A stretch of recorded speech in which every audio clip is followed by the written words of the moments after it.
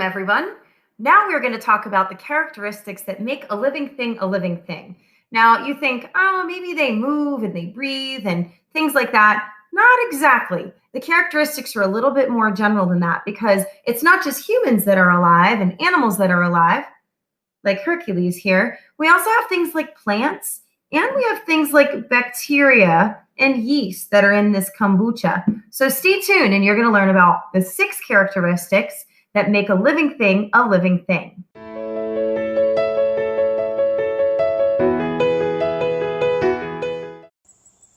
Another characteristic of living things is that they can reproduce.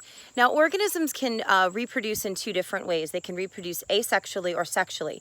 In asexual reproduction, basically, they just double and divide and make a clone of themselves so that the DNA is identical to the parent. But in sexual reproduction, you have 2 parents coming together, 2 gametes, generally a sperm and an egg. In plants, the sperm is actually called pollen, and that produces an offspring that's similar to the parents, but not genetically identical.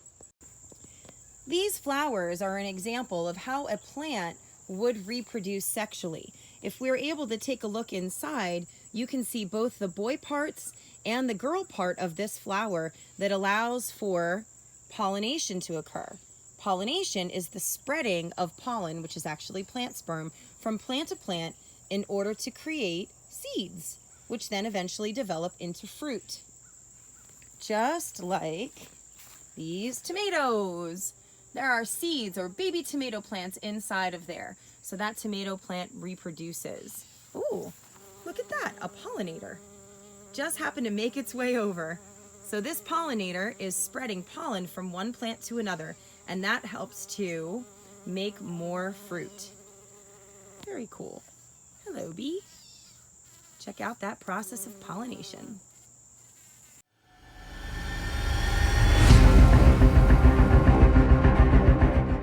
One characteristic of living things is that they respond to stimuli in order to maintain homeostasis. So homeostasis is this concept where you need to have a stable internal environment. So for example, my body is about 98.6 degrees and it works very, very hard in order to maintain that. If I get cold, I shiver and my muscles help to warm me up. If I get warm, I sweat and the evaporation process cools me down. So let's take a look at what another response to stimuli would be with my pup. Tess, treat. Come get a treat.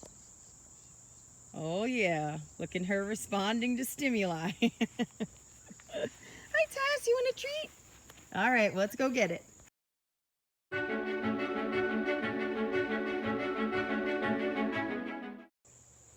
Another characteristic of living things is that they can grow and develop.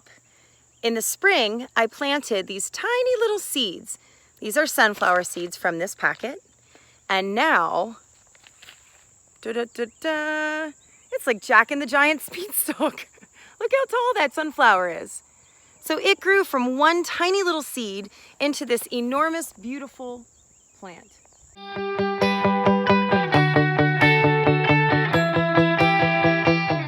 One characteristic of living things is that they are made of 1 or more cells. Cells are considered the building blocks of life, and they are going to comprise a lot of what we're going to learn about this year. If I wanted to check cells out, I would need to use a piece of equipment for that, like my compound light microscope. Very cool.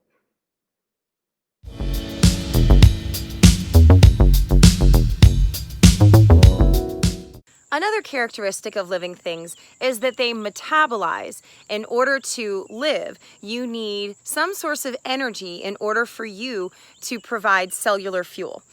There are a couple different ways that you can metabolize. You can be an autotroph, which would be any type of plant or algae. They're green because they make their own energy through photosynthesis with the power of the sun. And you can also be a heterotroph. Heterotrophs need to eat in order to live. So this would include scavengers, this would include decomposers, and it would include consumers like us and like Henny Penny, my chicken. She eats all the time.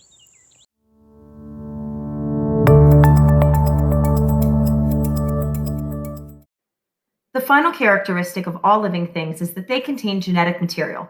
This genetic material is passed down from parents to offspring and can take the form of DNA or RNA. Now, this material is what determines how you're built. It actually determines how your proteins link together to make all the parts of you and every living organism out there. What's interesting about DNA is because of its structure, it adapts and changes through small mutations that can accumulate over time. And that's the final characteristic of life.